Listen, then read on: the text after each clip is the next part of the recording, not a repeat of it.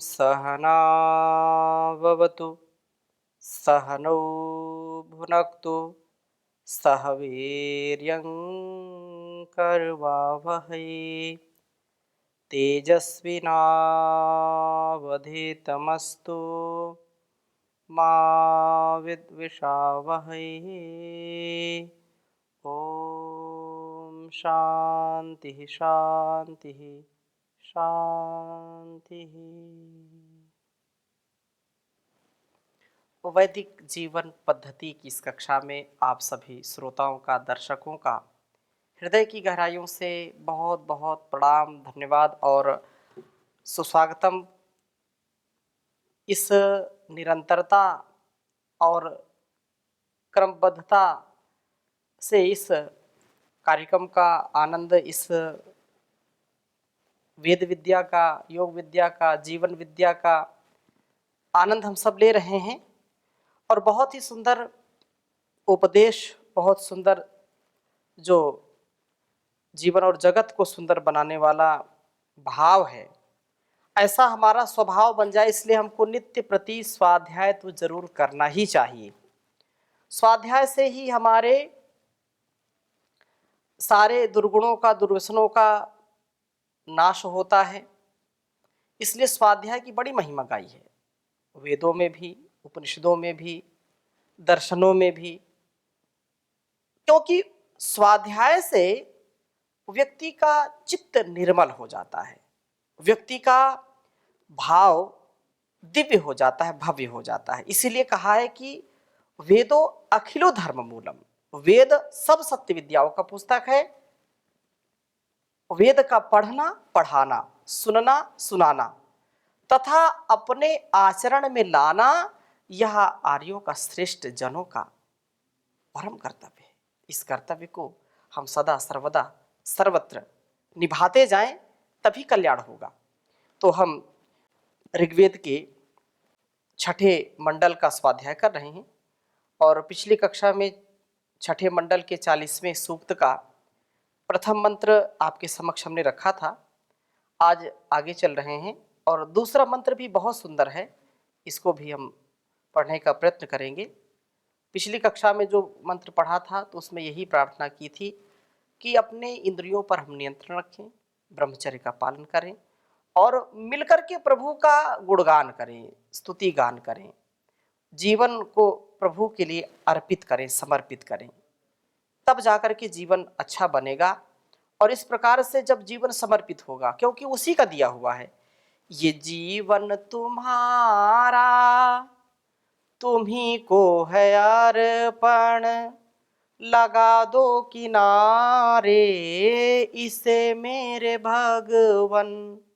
ये जीवन तुम्हारा तुम्ही को है अर्पण, लगा दो किनारे इसे मेरे भगवन। मैं पथ से गिरूं तो मुझे थाम लेना, दया करके सद जान देते ही रहना। जो सच्चा है रास्ता उसे तुम दिखा दो, लगा दो किनारे इसे मेरे भगवन। तुम्हारे भरोसे है ये जीवन की नैया, लगा दो किनारे मेरे खिवैया। कहीं डूब जाए ना इसे तुम बचा लो, लगा दो किनारे इसे मेरे भगवन। तुम्हारे भरोसे है ये जीवन की नैया, लगा दो किनारे मेरे खिवैया। कहीं डूब जाए ना इसे तुम बचा लो, लगा दो किनारे इसे मेरे भगवन। लगा दो किनारे इसे मेरे भगवन। तो हम प्रभु की जो स्तुति, प्रार्थना, उपासना है। ऐसे जीवन जिएंगे तो हमारा जीवन अच्छा होगा। और इसी भाव के साथ एक वेद मंत्र जो 40वें सूक्त का दूसरा मंत्र है आपके समक्ष रखता हूं मैं। ओम अस्य पिबा यस्य जजान। ओम अस्य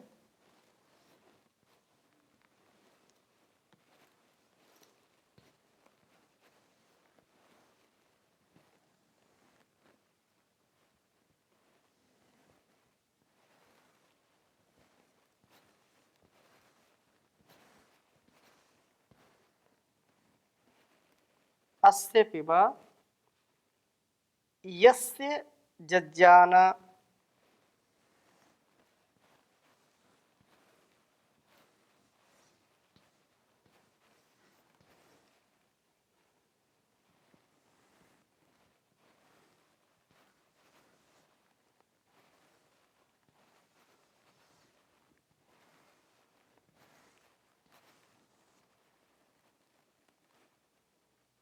इंद्रमदाय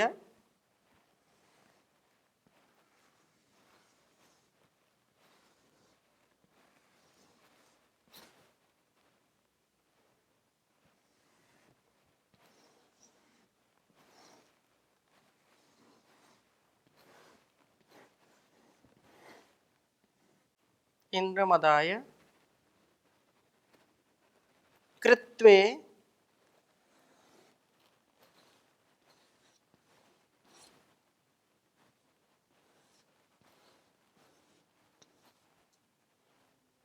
कृत्वे अपिबो विरप्सिन।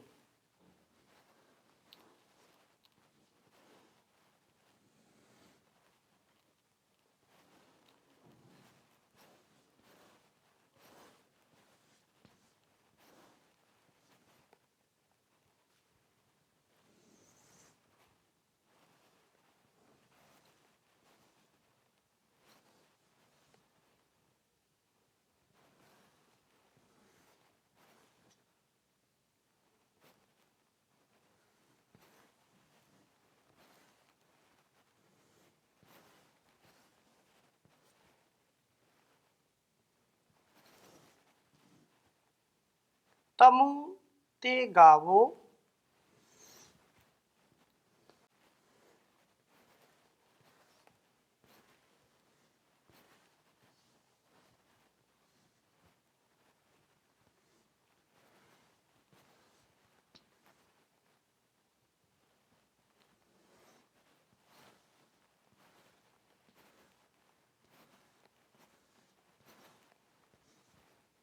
तमु ते गावो नर आपो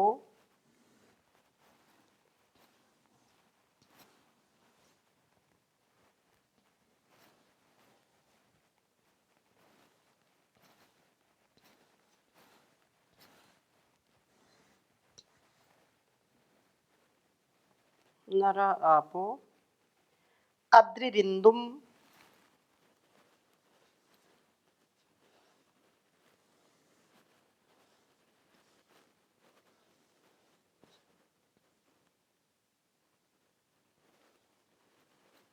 अद्रिरिंदुम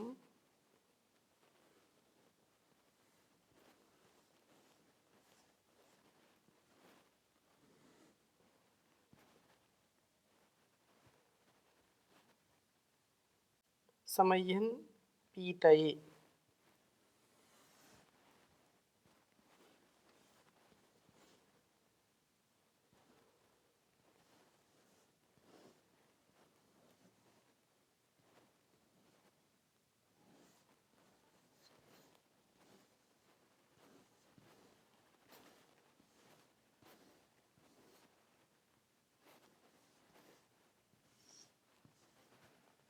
समय्यन पीतये समस्मयी।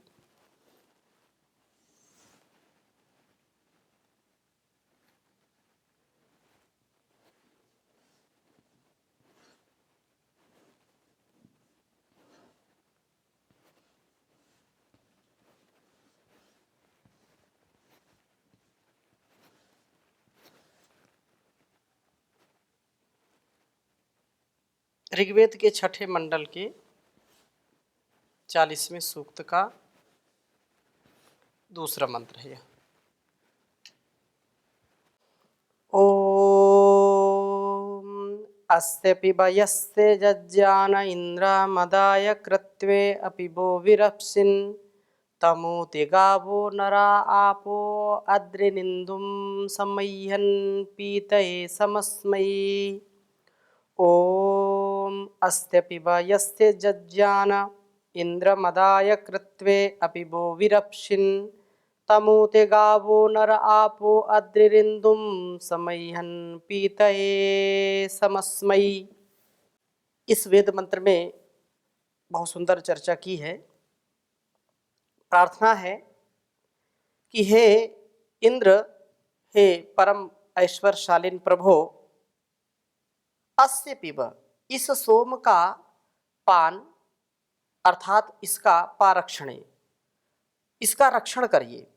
हे विरप्सिन, हे महान प्रभो, यस्य, जिस सोम का आप जज्जानः प्रादुर्भूत होते हुए ही अपिबह पान करते हैं और मदाय उल्लास के लिए तथा कृत्वे शक्ति व प्रज्ञान के लिए होते हैं। प्रभु का हृदयों में प्रकाश होते ही सोम रक्षण का संभव होना होता है। यह सुरक्षित सोम उल्लास शक्ति व प्रज्ञान का साधन बनता है।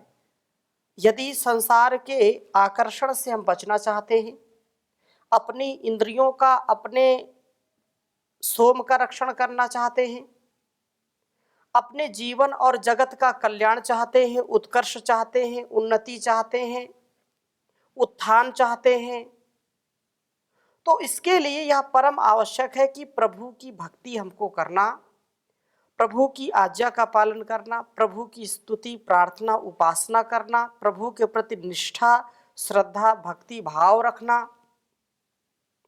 और उसके प्रति समर्पण से जब हम आगे गति करते हैं तो इन वासनाओं का नाश सुनिश्चित है। और संसार में कोई भी ऐसा तत्व नहीं, ऐसी कोई शक्ति नहीं है जो इन वासनाओं को हमसे दूर कर सके।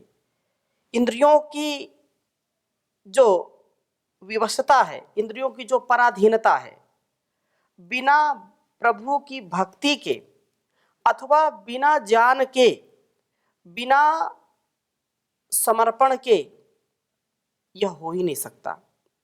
इंद्रियां बहिर्मुख होने के कारण रूप रस गंध शब्द स्पर्श आदि विषयों में जरूर आकर्षित होगी और ऐसा आकर्षण व्यक्ति को पथभ्रष्ट कर देता है। कामी व्यक्ति, क्रोधी व्यक्ति, लोभी व्यक्ति यह कभी भी जीवन और जगत के लिए कल्याणकारी नहीं हो सकता है। कल्याणकारी वही हो सकता है जिसका मन, जिसकी बुद्धि, जिसकी इंद्रियां संयमित हैं, मर्यादित हैं, जो लोभ मोह काम क्रोध की भावना में या उसकी वासना में या उसमें जो जलता नहीं है, उसमें जो अपने आप को स्थिर रखता है, काम क्रोध लोभ मोह ईर्षा आदि उनको कभी छू भी नहीं सकते। जो ऐसे वेद का स्वाध्याय करते हैं, जो वेदानुकूल आचरण करते हैं, वे सदा सर्वदा सर्वत्र अभय रहते हैं और अभय होते हुए वे संसार को भी अभय बना देते हैं। इसलिए ये कहा कि सोम का रक्षण करना तभी संभव हो सकता है जब प्रभु की हम भक्ति करें। प्रभु की भक्ति से ही, प्रभु के गुणगान गाने से ही हमारा कल्याण होगा और कोई दूसरा उपाय है ही नहीं। इस उपाय से ही व्यक्ति का कल्याण होगा। उल्लास व शक्ति का आधान, प्रज्ञान का, ज्ञान का, विज्ञान का जो आधान है, उसका सबसे बड़ा साधन है अपने जीवन को सोम से युक्त करना, सोम का पान करना। और इस प्रकार से ये कहा कि तम इंदुम उ, उस सोम को निश्चय से ते हे प्रभो आपकी गावह ये गौ में गोदुग्ध न रहा उन्नति पथ पर ले चलने वाले मनुष्य आपह जल तथा अद्रिही उपासना अस्मयी पीतये इस उपासक के रक्षण के लिए संसम अह्यन सम्यक प्राप्त कराते हैं। गोदुग्ध से उत्पन्न सोम शरीर में संरक्षणीय होता है। उत्तम माता पिता व आचार्य रूप नर इस सोम रक्षण वृत्ति का विकास करते हैं। जल तो शरीर में रेत कणों के रूप में रहते हैं, इसके द्वारा अंग विशेषों का स्नान सोम रक्षण में बड़ा सहायक होता है। वासना से बचने का उपाय सबसे बड़ा जो साधन है, सबसे बड़ा जो उपाय है वह है उपासना। उपासना तो वासनाओं से बचा करके सोम का रक्षण करती है। सोमपान करने वाला व्यक्ति कभी अपने जीवन को, अपने अस्तित्व को रोगों में, दोषों में, दुर्गुणों में, दुर्व्यसनों में कभी फंसने नहीं देता है। इसलिए प्रभु का ध्यान करते हुए हम वासनाओं से बच करके सोम का रक्षण करें। ध्यानम निर्विषयम मनः। ध्यान क्या है?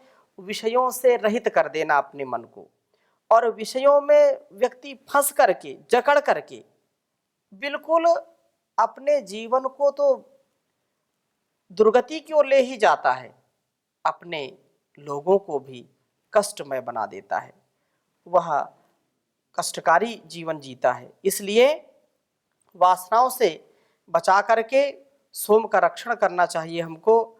रक्षित सोम उल्लास, शक्ति और प्रज्ञान को देने वाला है।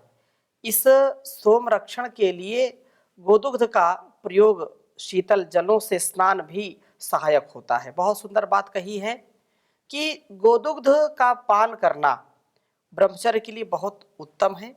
यह जो सोम है यह वास्तव में इससे संरक्षित रहेगा, सोम का रक्षण होगा गोदुग्ध का प्रयोग करके। और जो लोग आजकल की जो स्थितियां हैं, जो सर्दी, गर्मी, भूख, प्यास, लाभ, हानि को सह नहीं पाते, वे लोग इंद्रियों की गुलामी करते हैं और इंद्रियों से वे बहुत ही दीनहीन अवस्था को प्राप्त हो जाते हैं।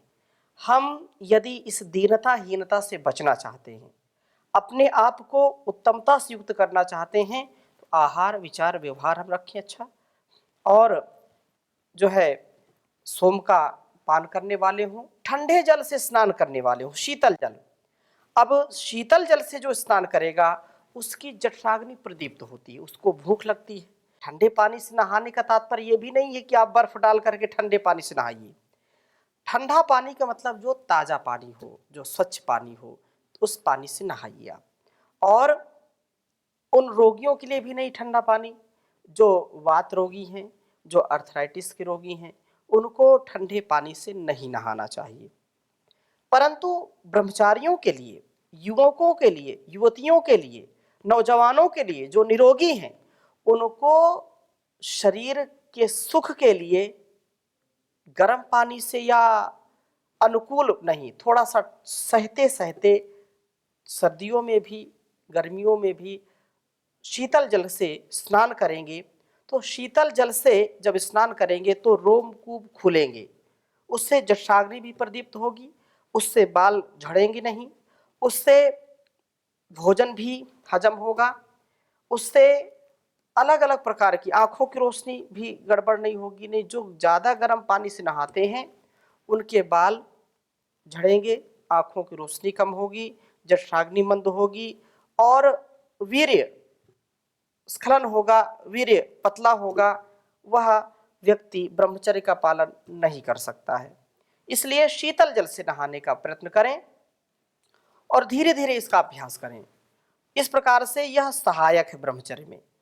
जीवन के आरंभ में उत्तम माता पिता, आचार्यों का मिलना भी अत्यंत सहायक होता है, जिनके माता पिता ब्रह्मचर्य से युक्त होते हैं, जो आचार्य श्रेष्ठ होते हैं, ब्रह्मज्ञ होते हैं, जो ब्रह्मवेत्ता होते हैं, संयमी होते हैं, उनकी संतानें, उनके शिष्य भी उत्तम होते हैं। वे जो है ऊर्ध्वरेता होते हैं। वे मूलाधार से सहस्त्रार तक की सुसुप्त शक्तियों का जागरण करके अपने जीवन और जगत की भलाई के लिए सदा उद्यत रहते हैं।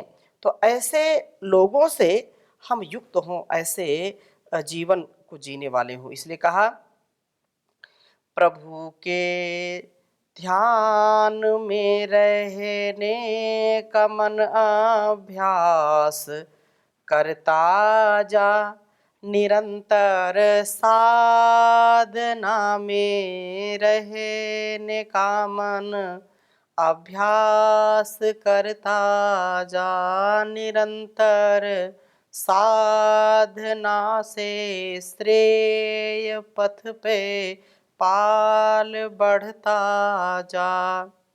बहुत भटका है बाहर के जगत में, नाच भी नाचे, जरा अब देख अंदर और बाहर से सिकुड़ता जा, प्रभु के ध्यान में रहने का मन अभ्यास करता जा। मिटा दे भोग की लिप्सा, बड़ा कड़वा है फल इसका, लगा वृत्ति समाधि में, तू अंदर से सुधरता जा, तू अंदर से सुधरता जा।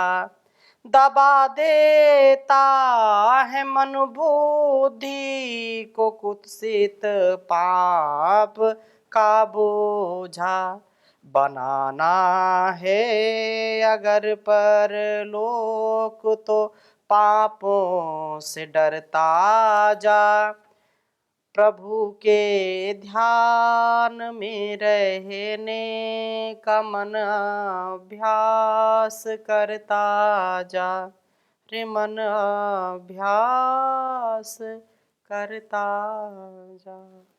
ओम शांति शांति शांति।